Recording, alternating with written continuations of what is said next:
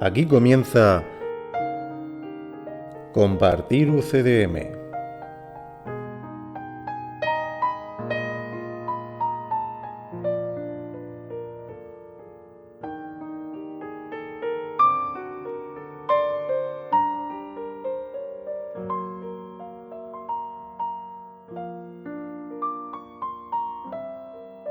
Bienvenidos a Compartir UCDM Podcast.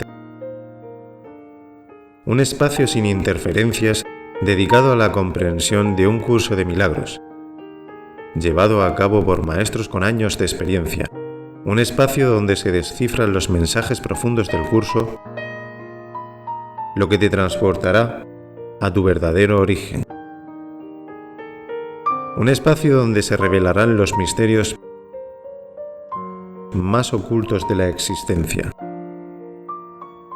Bienvenidos una vez más a Compartir UCDM.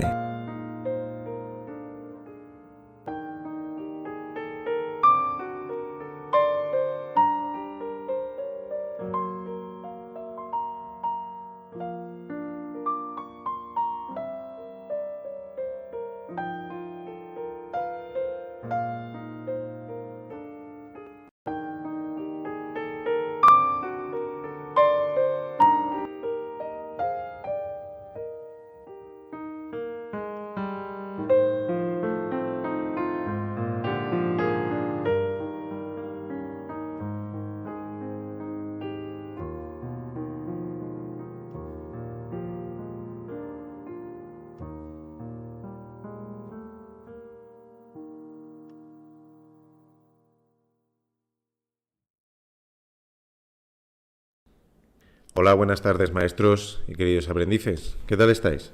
Muy bien, y espero que estéis geniales. Empezamos programa 16 y justamente coincide que empezamos también capítulo nuevo, capítulo 3, la percepción inocente.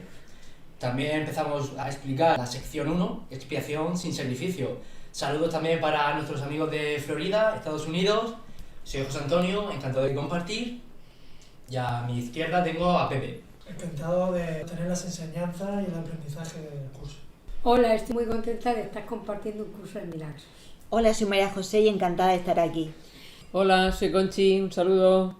Hola, soy Marcel, aquí muy feliz compartiendo con todos vosotros. Y yo soy Lola. Hola, el hijo de una tarde más, con vosotros.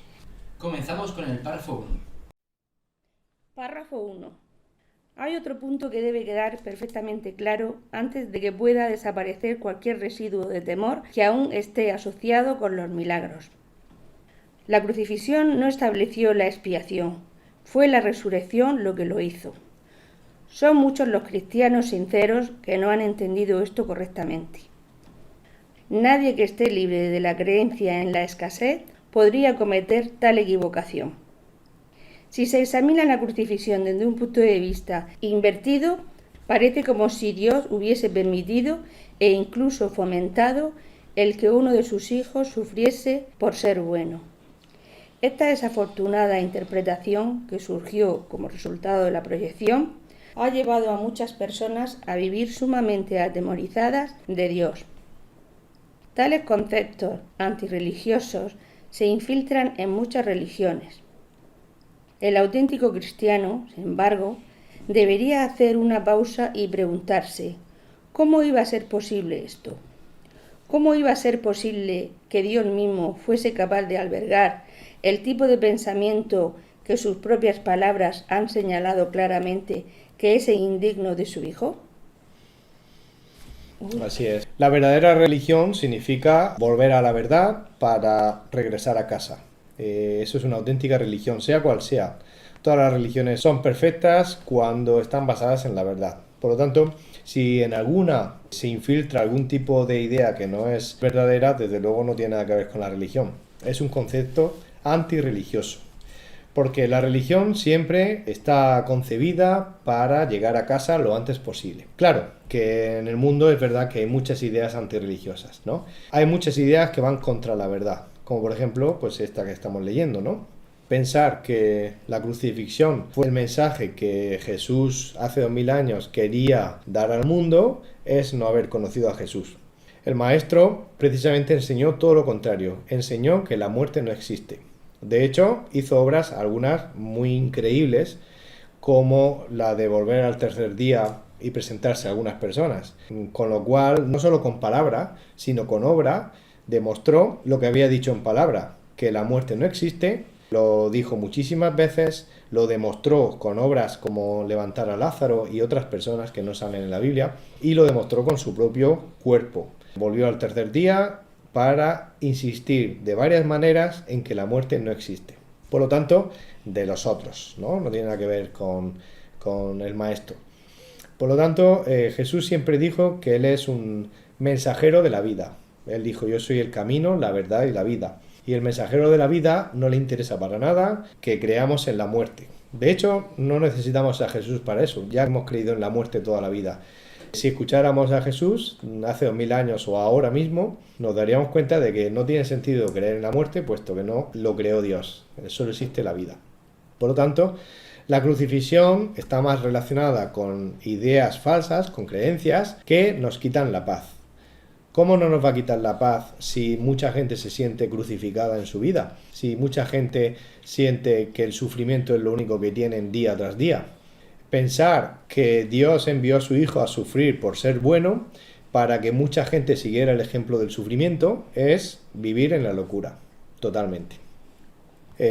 Todo lo contrario, Jesús vino a liberarnos del sufrimiento de muchas maneras, por ejemplo, recordándonos que la muerte no existe, ya digo que lo demostró muchas veces, y el que quiera que lo entienda y entonces entrará en la vida, y el que quiera que siga en la muerte, pero que también sepa que detrás de eso hay unas consecuencias, ¿no? En el pasaje de la Biblia donde estaba en otro pueblo Jesús y le dijeron que había muerto su amigo de la infancia, Lázaro, y Jesús dijo, bueno, ahora mismo estoy en otro sitio, estoy dando un mensaje de vida, lo estoy compartiendo por todos los sitios, y todos los que creen en la muerte podrían haber dejado de creer en eso y haber acompañado en el camino de la vida y seguir aprendiendo. Pero los que eligen la muerte están en otro sitio haciendo otra cosa, porque están considerando valioso lo que no lo es. Entonces, dejar que los muertos entierren a sus muertos significa que las personas que tienen creencia en la muerte es como si estuvieran muertas. Por eso la frase, ¿no? Tan contundente. Pero lo que está diciendo es que realmente no hay ningún problema, porque si tú acompañas a Jesús y le dices, bueno, tú que eres de los que apuestan por la vida, cuando terminemos por aquí podemos volver y levantamos a Lázaro. Y Jesús hubiera dicho, claro que sí. De hecho, luego volvió. Y no solo había estado enseñando lo que es la vida por varios pueblos, sino luego volvió, Lázaro se levantó y aquellos que lo habían enterrado se quedaron con la boca abierta. Pero aún así, todavía seguro que habría gente que preferiría seguir creyendo en su creencia e ignorar lo que los ojos muestran. Y mira que los ojos son imponentes, ¿no? Bueno, pues no hemos terminado de creer sinceramente en su palabra. Sin embargo, el que lo cree ahora mismo se libera igual que se liberaron hace 2000 años. El auténtico cristiano, sin embargo, dice en el 8, debería hacer una pausa y preguntarse, ¿cómo iba a ser esto posible? ¿Cómo iba a ser posible que Dios mismo fuese capaz de albergar el tipo de pensamiento que sus propias palabras han señalado claramente que es indigno de su Hijo? Es decir, si Dios es un Dios bueno, ¿cómo va a castigar a alguien bueno? ¿O a alguno de nosotros por hacer el bien? No tiene absolutamente ningún sentido. Por lo tanto, tenemos que darnos cuenta de que el miedo, tomando muchas formas, forma parte de nuestra vida y tenemos que hacer algo al respecto, ¿no? Por ejemplo, podemos tener miedo hacia los milagros. En vez de ver el milagro como una posibilidad de liberarse del miedo, todavía podemos seguir viendo el milagro como algo temeroso y no tener muy claro si lo queremos o no. Es que pensamos que no nos merecemos esa liberación, porque tenemos creencia de que Dios aún no puede castigar. Entonces, por eso lo tapamos con creencias erróneas, pensando que Dios ha mandado a su Hijo a que lo crucifiquen. Sí, pensamos muchas tonterías. Nos estamos centrando justamente en darnos cuenta de que no tiene ningún sentido. No tiene sentido ninguno. No tiene ningún sentido. Lo único que nos hace que tengamos la vida que tenemos es nuestras propias creencias. No tiene nada que ver con Dios. Dios tiene la puerta abierta a todo el mundo y eso sí, es imposible andar con estas creencias pensando que en cualquier momento voy a despertar en casa. No es posible, porque no se pueden tener estas creencias y despertar en casa. No se puede. Para despertar en casa uno tiene que volver otra vez a la cordura y para eso tiene que elegir. Claro, es como la parábola del hijo pródigo, ¿no? Que hablemos en otros programas. Él siempre está esperando a que su hijo con las manos abiertas para recibirlo. Siempre. Párrafo 2. La mejor defensa, como de costumbre, consiste en no atacar la posición de otro, sino más bien en proteger la verdad. No es muestra de gran sensatez aceptar un concepto si para justificarlo tienes que invertir todo un marco de referencia. Este procedimiento es doloroso en sus aplicaciones menores y verdaderamente trágico en una escala mayor. Con frecuencia, la persecución termina siendo un intento de justificar la terrible y errónea percepción de que Dios mismo persiguió a su propio Hijo en nombre de la salvación. Ni siquiera las mismas palabras tienen sentido. Superar esto ha sido sumamente difícil, pues si bien este error no es más difícil de corregir que cualquier otro, son muchos los que no han estado dispuestos a abandonarlo en vista de su eminente valor como defensa. Un ejemplo menos dramático es el del padre que dice: «Esto me duele a mí más que a ti», y se siente exonerado al darle una paliza a su hijo. ¿Crees que nuestro Padre piensa realmente así? Es tan esencial eliminar cualquier pensamiento de este tipo que debemos asegurarnos de que nada semejante permanezca en tu mente. Yo no fui castigado porque tú fueses malo. La lección completamente benévola que la expiación enseña se echa a perder si se mancilla con cualquiera de las formas en que esta clase de distorsión se manifiesta. Evidentemente. Cualquier idea de castigo, cualquier idea de persecución, cualquier idea de que Dios envió a Jesús a salvarnos y fue una buena idea acabar matándolo, todo eso no tiene absolutamente ningún sentido, y hasta que no nos demos cuenta de que no tiene sentido, nunca podremos ser felices hasta ese momento. En el momento que ya, porque es una cosa inevitable, todo el mundo en algún punto de su vida se da cuenta de que absolutamente no tiene ningún sentido, ahí es cuando volvemos otra vez a nuestra paz interior. Pero hasta entonces, intentar justificar todo esto para mantenerlo entre nuestras creencias no tiene sentido. En la línea 1 dice: la mejor defensa, como de costumbre, consiste en no atacar la posición de otro, sino más bien en proteger la verdad. Cuando está diciendo esto, significa que no tiene nada que ver con la típica imagen de una persona que es religiosa que intenta convencer a otra persona que es religiosa de otra religión o no. No es una cuestión de convencer, porque detrás de convencer está la palabra vencer. Y todo esto forma parte del ataque y de la defensa. Todo esto forma parte de alguien que quiere que sus propias creencias se conviertan en la verdad y trata de defenderlas o de luchar por ellas. En realidad tiene más que ver con darnos cuenta de lo que es la verdad y protegerlo. Cada uno se tiene que ir a su interior, a su corazón, a su mente por dentro, en su nivel interior, y cualquier cristiano que se pueda llamar absolutamente buen cristiano seguramente va a tener dificultades en mirar las ideas, por ejemplo, el sufrimiento, el castigo, la persecución, la muerte, llevarlas a su interior y pensar que son una buena idea o son idea de Dios. Es bastante difícil de conciliar con la verdad interna.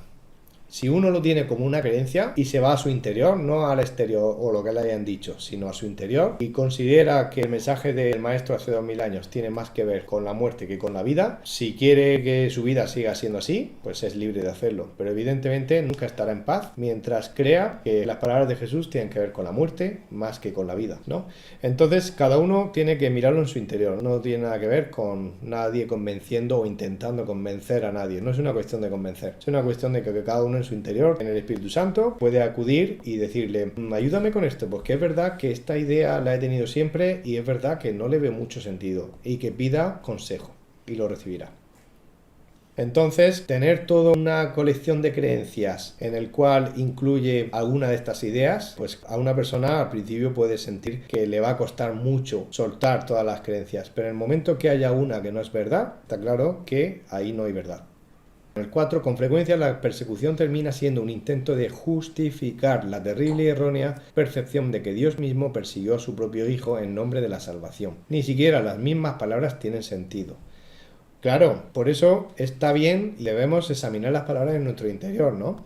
Por ejemplo, ¿cómo creemos que es Dios? ¿Cómo es Dios para nosotros? Dios persigue a su Hijo, es decir, lo envía al mundo y luego permite que otros lo persigan y lo crucifiquen. Y todo eso Dios lo permite, ¿no? Y no solo eso, sino pensamos que hasta lo ha enviado para eso, para que acabe en un palo colgado, ¿no? O crucificado. Si alguien piensa que eso es así, no ha entendido absolutamente nada. El mismo Jesús lo que nos contó fue que la muerte no existe. Todos los cristianos saben que resucitó. Y sin embargo, no centrarse en la idea de que resucitó y que su mensaje era un mensaje de vida es no haber todavía conocido a aquel maestro hace 2000 años. Además, Jesús es amor y Dios también. Entonces es difícil negar eso porque Él es una parte nuestra, nosotros somos una parte de Él y somos su hijo y nos merecemos lo mejor. No hemos venido a sufrir o a sacrificarnos. No tiene sentido. No tiene sentido para alguien que se da cuenta de que lo que sí tiene sentido es que Dios es amor y que no tiene favoritos y que no cree en el sufrimiento ni en la muerte. Porque no tiene sentido creer que haya un Dios que crea para luego destruir, ¿no? Pensaríamos que está loco, o que está indeciso, o que tiene dudas, o que es caprichoso y a veces quiere crear cosas para a continuación destruirlas. Pensaríamos un montón de cosas que no tienen absolutamente ningún sentido, asignadas, proyectadas sobre Dios. Tiene más que ver con todas las tonterías que nosotros tenemos en nuestra mente y que pensamos que Dios tiene. Es decir, una cosa es que Dios sea así, otra cosa es que yo crea que Dios es así. Hay una diferencia entre que Dios sea algo y que yo crea que es algo. Hay una gran diferencia. Dios es amor, no tiene favoritos, no cree en el sufrimiento porque no está loco, no cree en la muerte porque Él creó la vida para que no acabara nunca. Si estas palabras no son verdaderas y uno las escucha dentro de sí mismo y no se da cuenta de que son verdaderas, entonces no sabe a qué Dios está adorando, no tiene ni idea. Por lo tanto, puede otra vez volver a su interior y darse cuenta de que hay un maestro dentro que le dice, es verdad, eso no es así. Tiene más que ver con lo que los hombres han dicho que es Dios. O qué pretendía Dios al enviar a Jesús hace 2000 años. En vez de escuchar el mensaje de Jesús que enseña lo que es la vida, pues lo que hacemos es quedarnos con nuestra propia interpretación en lugar del mensaje de Jesús. Y quedarnos con que la muerte existe, la crucifixión tiene un sentido, el sentido es que suframos todos, igual que sufrió Él, el sentido es que Él murió por nosotros para cargar con los pecados, en lugar de quedarnos con la frase que dijo Él, de el que esté libre de error que tire la primera piedra. Es decir, nadie es pecador, sino todo el mundo comete errores, pero que no pasa nada porque puedes volver a elegir de nuevo, eres inocente. Entonces eso no tiene nada que ver con el pecado ni con la culpa. Por lo tanto, Dios y Jesús, el Maestro, vino a enseñar que todos somos inocentes, que Dios no castiga a nadie y son solo los hombres, los hijos, que están durmiendo y están en su locura, los que creen en el castigo y en la muerte, y en quién se lo merece y en quién no, basado en juicios. Entonces las personas que dicen que están esperando la venida de Jesús, ¿no? Sería como una forma de decir, espero que alguien me salve. También es una forma como decir, bueno, no me pongo yo a salvar mi mente, ¿no? Espero a que venga esa figura y me salve. Claro, es otro truco para dejar para después lo que está aquí, ahora.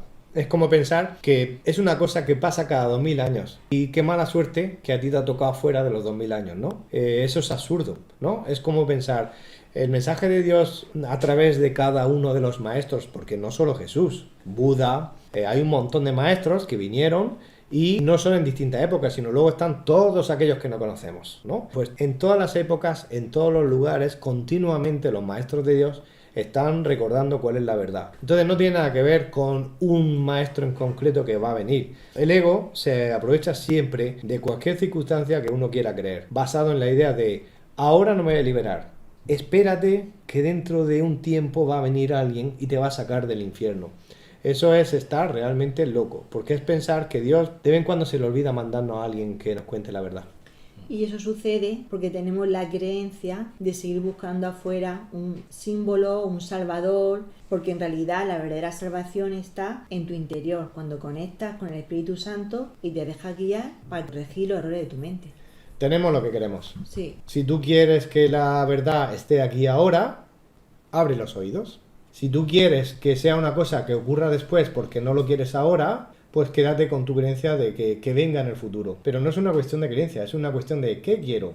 Entonces, lo que yo quiero, no tengo que esperar a que otros alrededor mío me lo den. Lo puedo encontrar cuando yo quiera, porque Dios lo puso disponible para cada uno en el fondo de nuestro corazón. Párrafo 3. La afirmación. Mía es la venganza, dice el Señor. Es una percepción falsa, mediante la cual uno le atribuye a Dios su propio pasado malvado. Ese pasado malvado no tiene nada que ver con Dios. Él no lo creó, ni tampoco lo sustenta. Dios no cree en el castigo. Su mente no crea de esa manera. Dios no tiene nada contra ti, por razón de tus malas acciones. ¿Cómo sería posible entonces que me hubiese acusado a mí por ellas? Asegúrate de que reconoces cuán absolutamente imposible es esta suposición y también de que procede enteramente de la proyección. Este tipo de error es responsable de una multitud de errores similares, incluyendo la creencia de que Dios rechazó a Adán y lo expulsó del jardín del Edén. Quizá por eso piensas a veces que no te estoy guiando bien.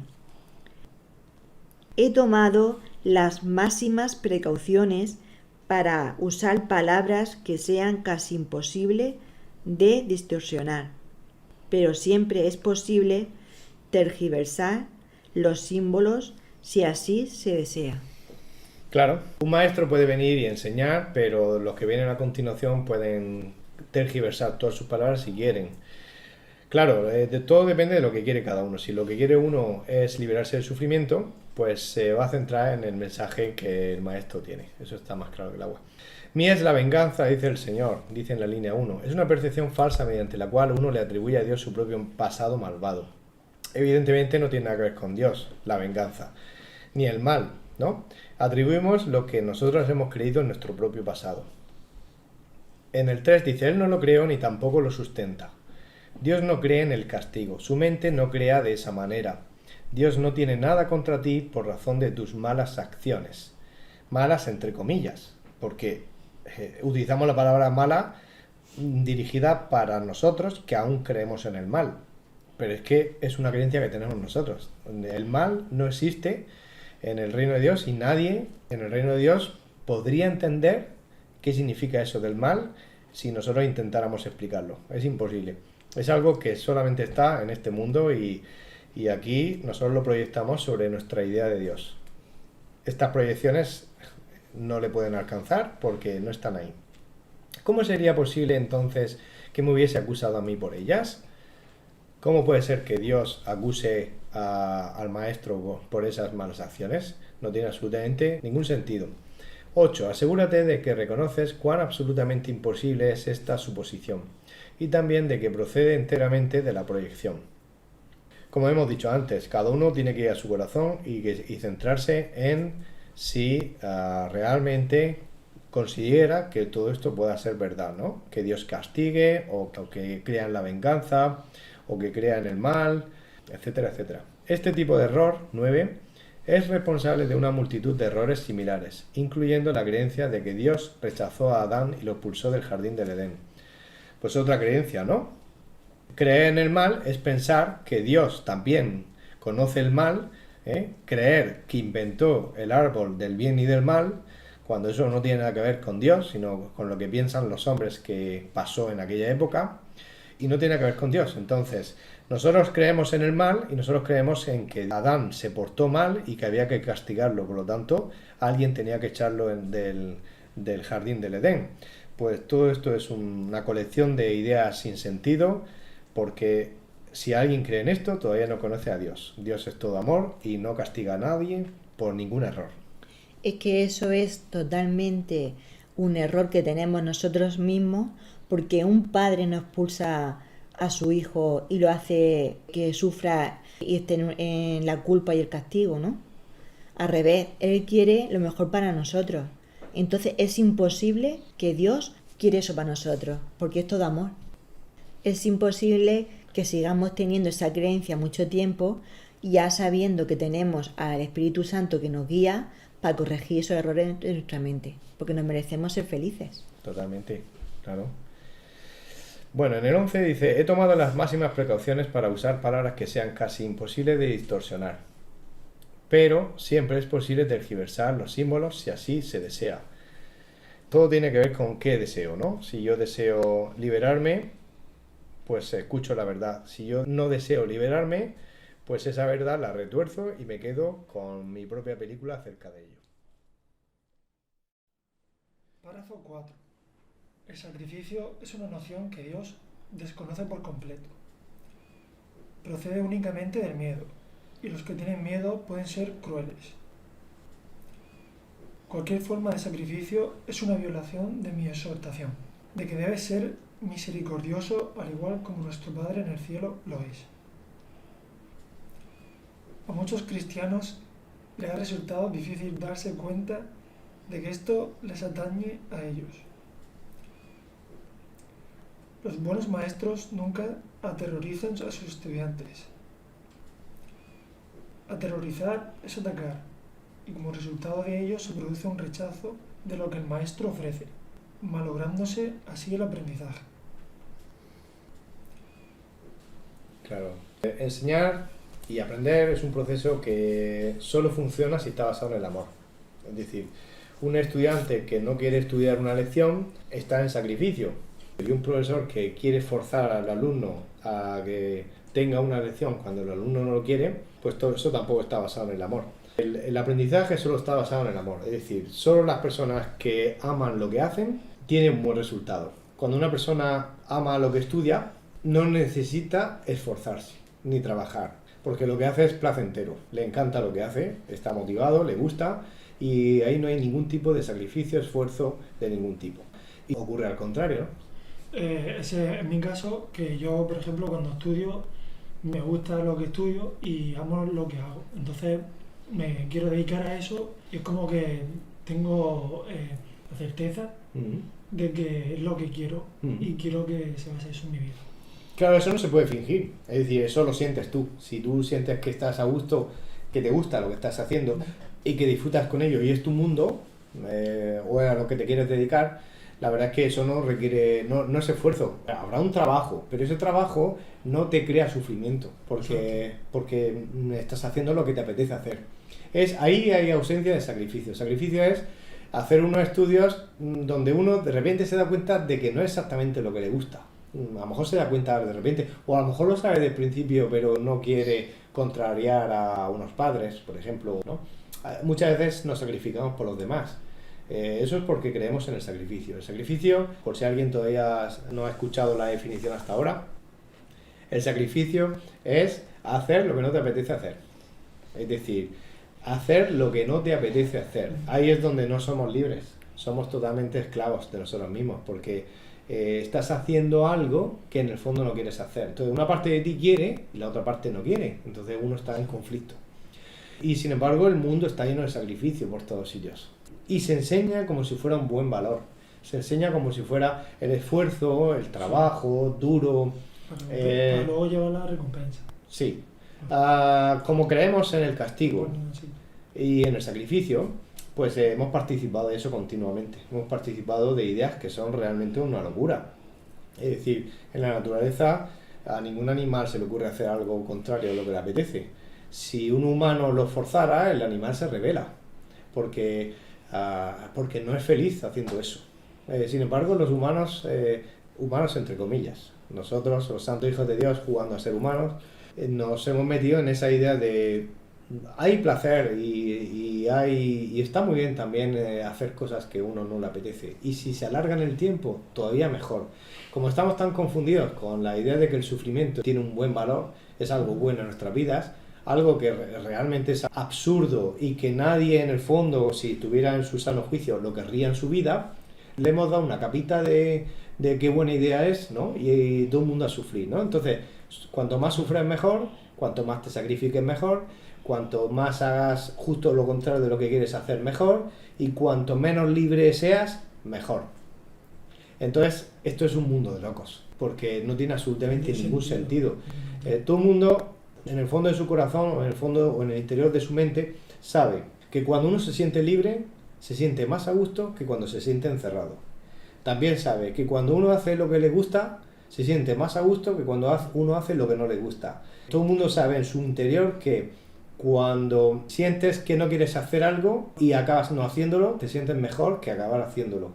Que cuando tú le pides a otro o fuerzas a otra persona a hacerlo, más de lo mismo, porque tú a lo mejor lo quieres, pero el otro no lo quiere.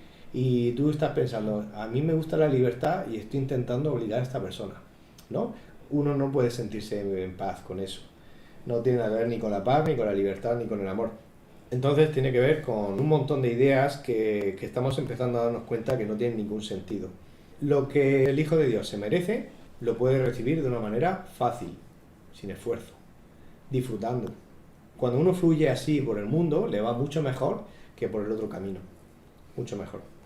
Es que son simplemente recompensas, porque te ves con esa abundancia por ser los hijos de Dios totalmente inocentes y no venir a sufrir. No Claro. tiene sentido. No tiene sentido aterrorizar al de enfrente porque no estás consiguiendo por otro camino que haga lo que tú quieres, ¿no? Eso es de mal maestro, ¿no?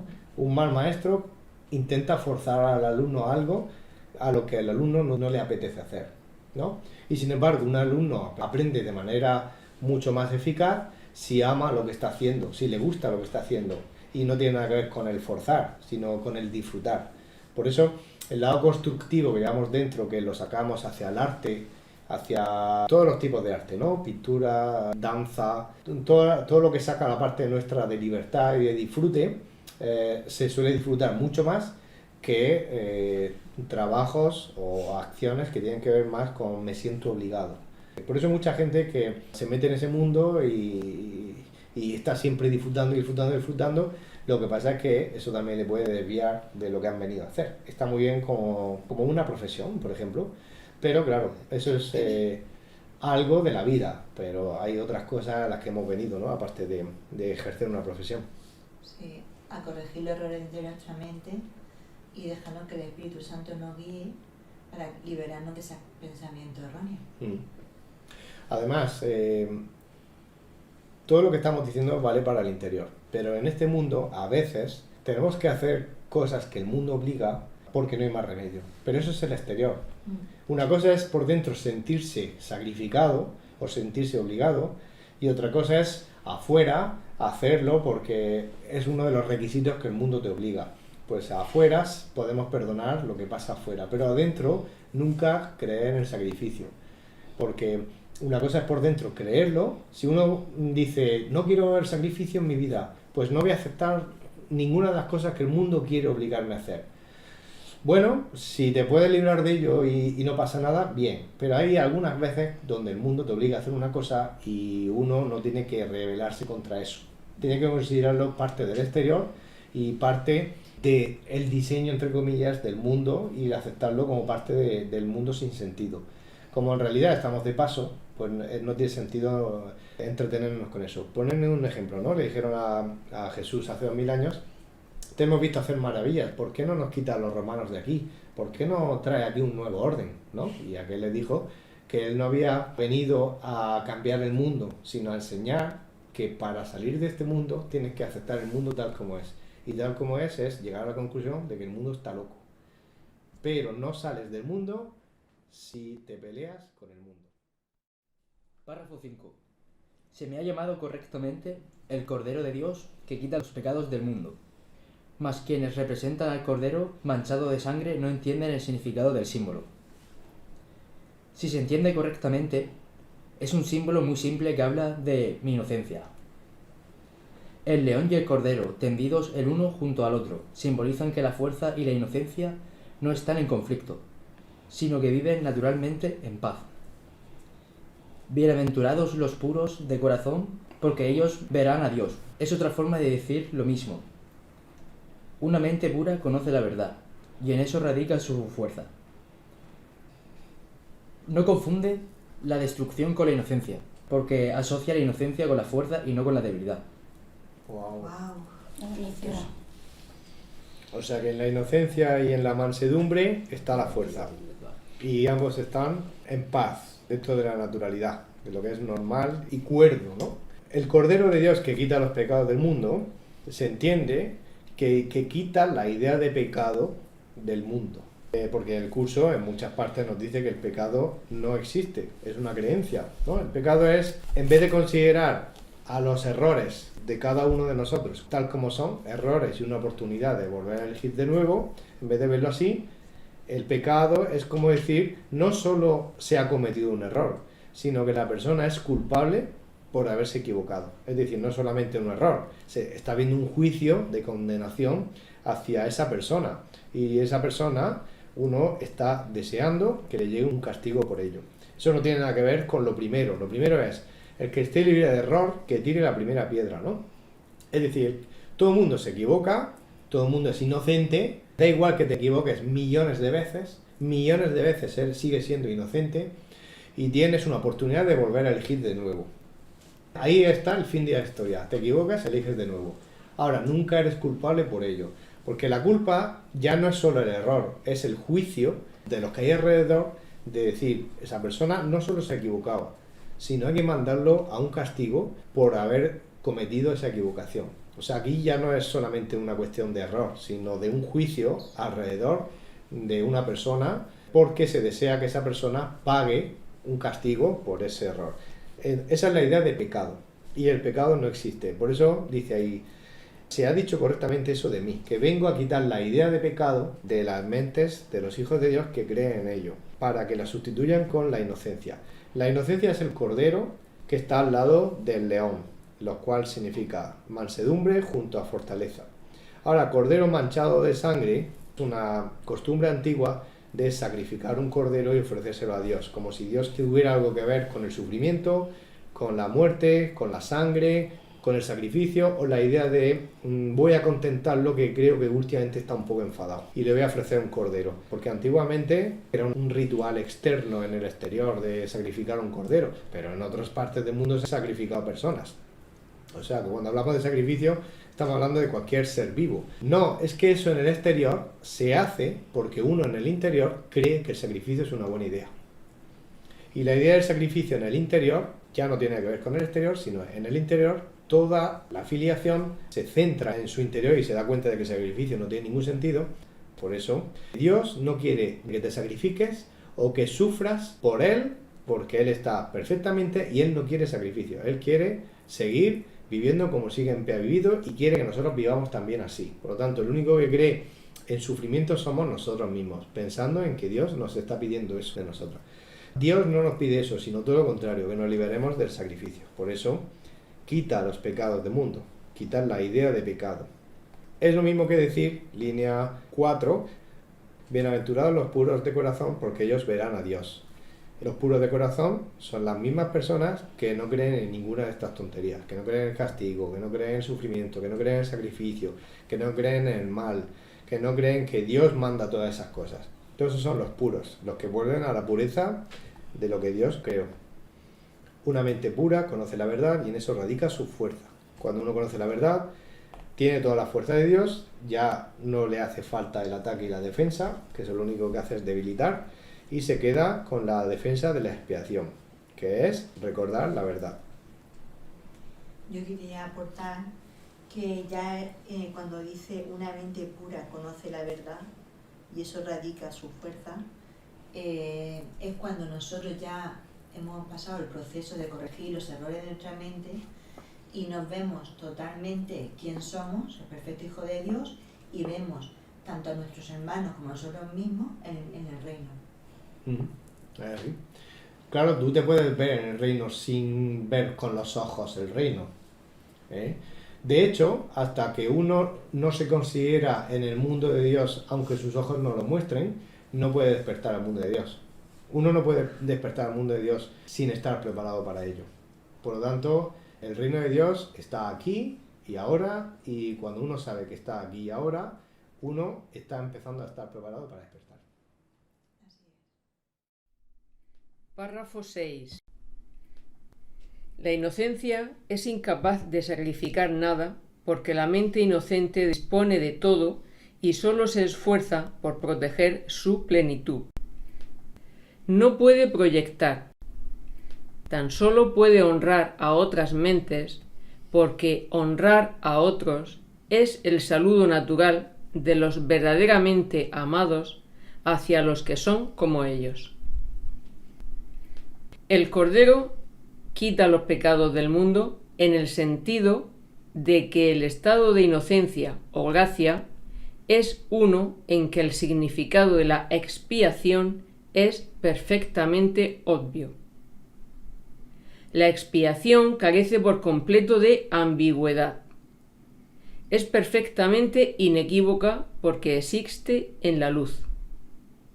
Únicamente los intentos de ocultarla en las tinieblas han hecho que sea inaccesible para aquellos que eligen no ver. Perfectamente inequívoca. Esa respuesta es necesaria porque desde nuestro pasado hasta el día de hoy hemos apostado por un mundo de complejidad y de ambigüedad y de duda y de información innecesaria y de falta de información. Entonces tenemos un verdadero lío en la mente y desde luego que un mensaje totalmente claro que te devuelve a una percepción totalmente clara es justo lo que necesitamos, ¿no? En la línea 1 dice: la inocencia es incapaz de sacrificar nada porque la mente inocente dispone de todo y solo se esfuerza por proteger su plenitud. Claro, la inocencia y la abundancia significa disponer de todo, están totalmente unidos y están en el mismo sistema de pensamiento al cual estamos volviendo. En ese pensamiento, a la inocencia le interesa que ninguna parte del todo sea sacrificada, que ninguna parte del todo sea separada o pasada por alto. Entonces, sacrificar algo no tiene absolutamente ningún sentido para la mente que ha sanado. Porque sacrificar, ya lo dijimos, implica la idea de hacer algo que a uno no le gusta, ¿no? Entonces, una negación de lo que es parte de uno y lo que es parte de la abundancia de uno no tiene sentido, ¿no? En el reino de Dios no existe la negación, porque todo lo que existe es una afirmación de la realidad, es una afirmación de la abundancia. Y entonces nadie tiene una idea loca en el sentido de, en lugar del todo, querer que haya partes que se pierdan. Aquí, en el sueño loco, nos metimos practicando esa idea y esa idea no tiene absolutamente ningún sentido ni tiene ninguna repercusión. Pero es verdad que nos mete a nosotros en una confusión mental. En el 2 dice: no puede proyectar, tan solo puede honrar a otras mentes porque honrar a otros es el saludo de los verdaderamente amados hacia los que son como ellos. Eso significa: yo te saludo. Yo veo al Dios que hay en ti, igual que veo al Dios que hay en mí, y no hay separación entre esos dos. Ese saludo incluye una percepción de totalidad en la que no tiene ningún sentido intentar restar o apartar alguna parte. En el 4 dice: el Cordero, entre comillas, quita los pecados del mundo. Lleva comillas porque, aparte de que sea una cita de la Biblia, es una expresión que no es totalmente precisa o adecuada. Cuando dice quita los pecados del mundo, significa quita del mundo la idea de que el pecado existe. Entonces no le da realidad a la palabra pecado. Lo que hace es decir que no tiene absolutamente ningún sentido pensar que el pecado existe. Entonces quita la idea de que existe el pecado. Y por eso volvemos al estado de inocencia o gracia, donde nadie es culpable. En este estado, sigo leyendo el 4, este es uno en el que el significado de la expiación es perfectamente obvio. Expiación significa pues que se borre toda la idea de pecado y todo lo que no tenga absolutamente ningún sentido, como por ejemplo la idea del sacrificio, que es trocear o eliminar partes del todo, de la abundancia. En el 5 dice: la expiación carece por completo de ambigüedad. Es perfectamente inequívoca porque existe en la luz. Si existe en la luz, todo el mundo ve claramente lo que hay. Únicamente los intentos de ocultarla en las tinieblas han hecho que sea inaccesible para aquellos que eligen no ver. Hombre, si uno no quiere ver la luz, pues en la tiniebla hay mucha confusión. Como decimos aquí, la noche te confunde. Es decir, ya no ves con claridad y aquí hay muchas posibilidades que están basadas en la imaginación.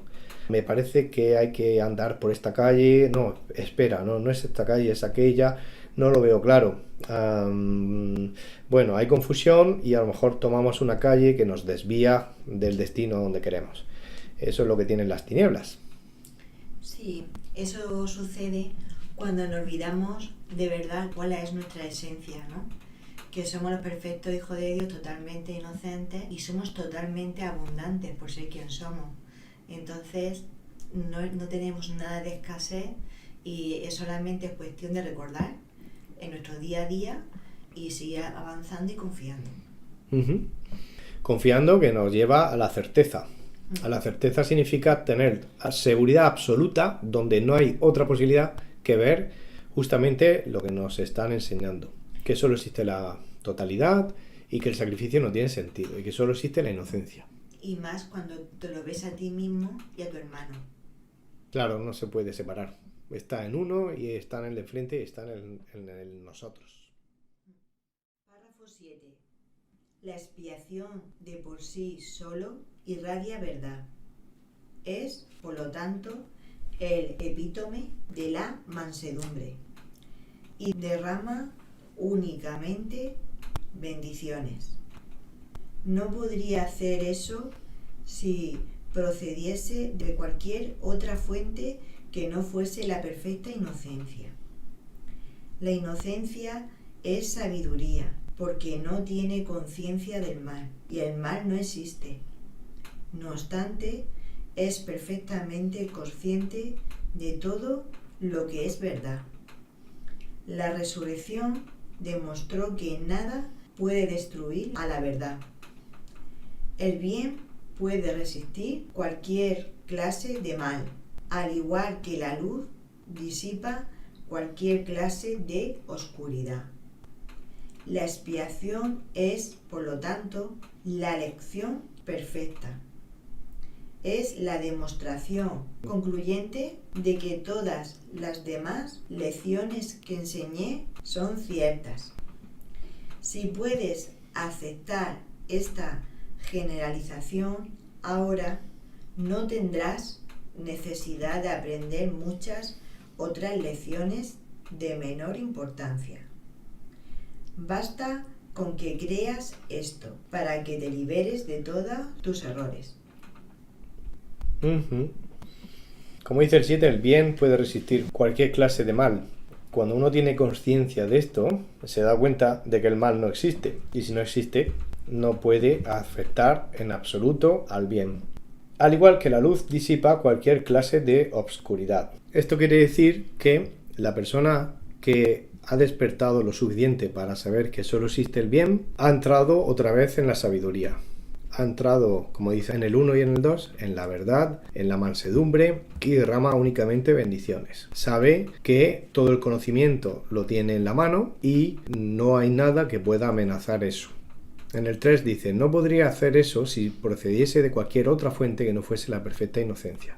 Es decir, si una persona cree que la culpabilidad existe, aunque sea a nivel inconsciente, eso incluye ver errores. Por ejemplo, intenciones en otras personas o comportamientos. Ve errores, los analiza, los clasifica, se imagina cosas, juzga erróneamente. Uno cree conocer lo que otros egos piensan o hacen y en realidad no significa absolutamente nada, no tiene ningún sentido. Todo eso lleva a una persona a estar en el ámbito de la inestabilidad. La perfecta inocencia te devuelve a la mansedumbre en la que se derraman únicamente bendiciones. La auténtica sabiduría tiene que ver con permanecer en la mansedumbre, en la inocencia, en la abundancia y solo estar concentrado en lo que es auténtico. La abundancia, la inocencia, la unión y la comunicación. Dice en el 8, la expiación es, por lo tanto, la lección perfecta. Es la demostración concluyente de que todas las demás lecciones que enseñé son ciertas.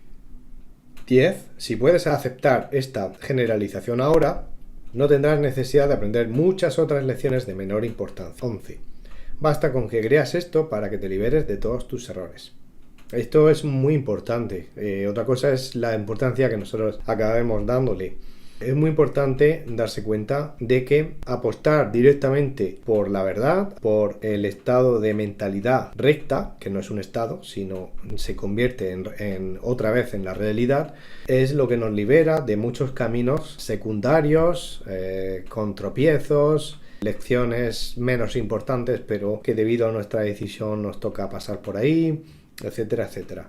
Cuando uno tiene muy claro lo que es la verdad, no importa si los demás acompañan o no, para la persona que apuesta por la verdad, su vida se transforma. A mí me ha pasado porque cuando me di cuenta que yo no soy culpable de nada, que soy totalmente inocente por ser la perfecta hija de Dios, es que te libera de toda creencia, ¿no? De miedo, culpa, escasez, te libera de todo.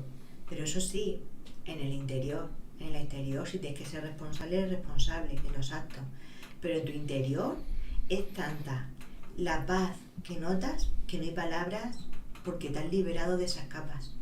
Claro, no tiene nada que ver lo de dentro con lo de fuera. Lo de dentro es todo lo que estamos hablando todo el rato y lo de fuera son las decisiones que en el mundo se practican a diario y sabiendo que estamos de paso. Entonces uno pues actúa de manera normal en el mundo.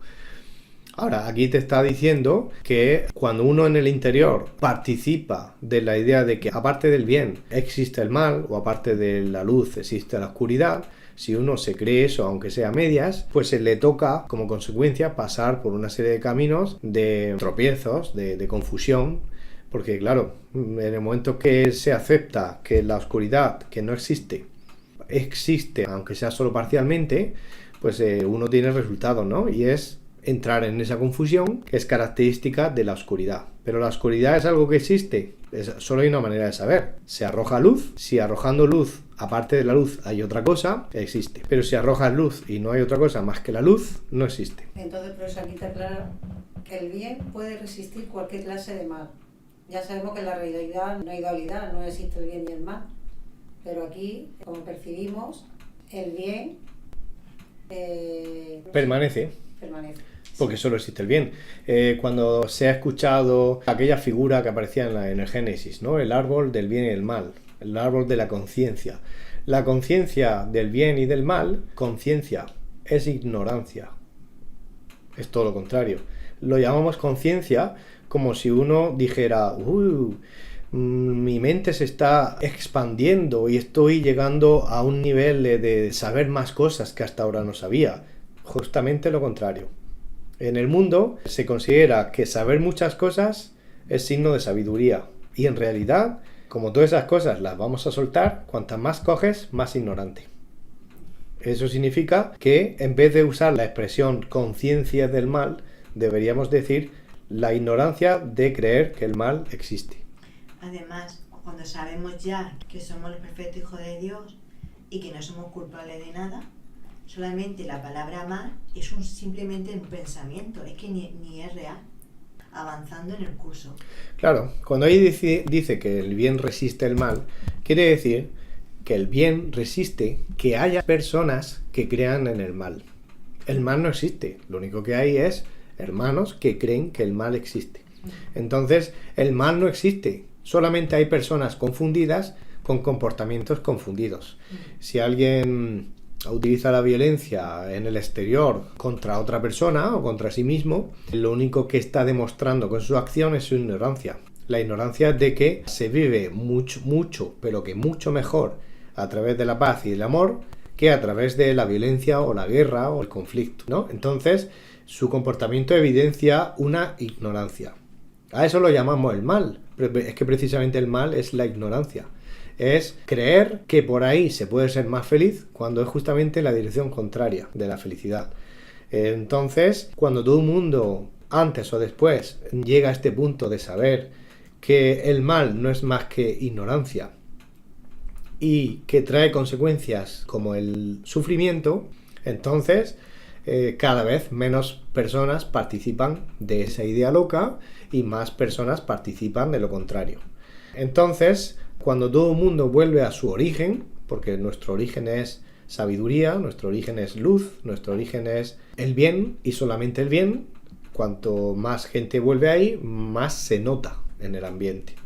Pero quien no lo nota es aquel que todavía juega al juego de por aquí voy a ser feliz. Ya sabemos el final de la violencia: muerte, sufrimiento, dolor. Así que cada uno, si todavía cree que tiene que seguir por ahí, pues que elija, pero que luego no se eche mano a la cabeza. Claro, siempre se puede elegir de nuevo. Párrafo 8. La inocencia de Dios es el verdadero estado mental de su Hijo. En ese estado, tu mente conoce a Dios, pues Dios no es algo simbólico. Dios es un hecho, con mayúscula. Cuando conoces a su Hijo tal como es, te das cuenta de que la expiación, y no el sacrificio, es la única ofrenda apropiada para el altar de Dios, en el que solo la perfección tiene cabida. El entendimiento de los inocentes es la verdad. Por eso es por lo que sus altares son verdaderamente radiantes.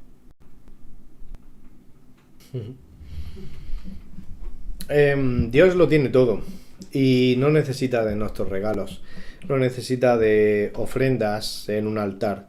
Pero es importante que hagamos esas ofrendas porque justamente lo que damos es lo que recibimos. Significa que en el momento que le hacemos ofrendas a Dios en un altar interior, aprendemos que tenemos mucho para dar. Es decir, somos abundantes y así recuperamos la conciencia o el recuerdo de una realidad, y es que somos abundantes. Entonces, cuando uno es abundante y no le falta de nada, y esa abundancia es un don de Dios, nada puede amenazar eso y por lo tanto no tiene conciencia de ningún mal. O si ve aquí en este mundo algo, símbolos erróneos, lo único que ve es cosas sin sentido. En este estado, como dice en el 1 y el 2, tu mente conoce a Dios, conoce a un hecho.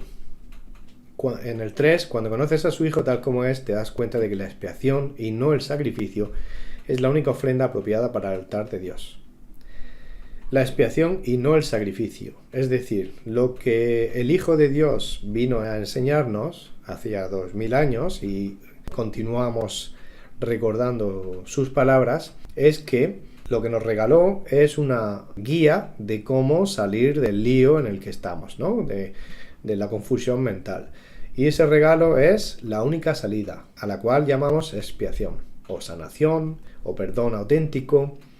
Y ahí te dice que no debemos confundirlo con el sacrificio, ¿vale? El sacrificio no tiene absolutamente ningún sentido. Es así, porque las cosas, cuando tú aún tienes la mente un poco liada con pensamientos erróneos, crees en el sacrificio, y si crees en el sacrificio te olvidas de quién eres, porque es ausencia de amor. Entonces, cuando tú ya vas corrigiendo esas ideas erróneas, te das cuenta que no merece la pena dar ese poder. Que alguien pierda para que otros ganen, por ejemplo, que alguien muera para que otros tengan la oportunidad de conocer algo que en realidad ya llevan dentro, no tiene absolutamente ningún sentido.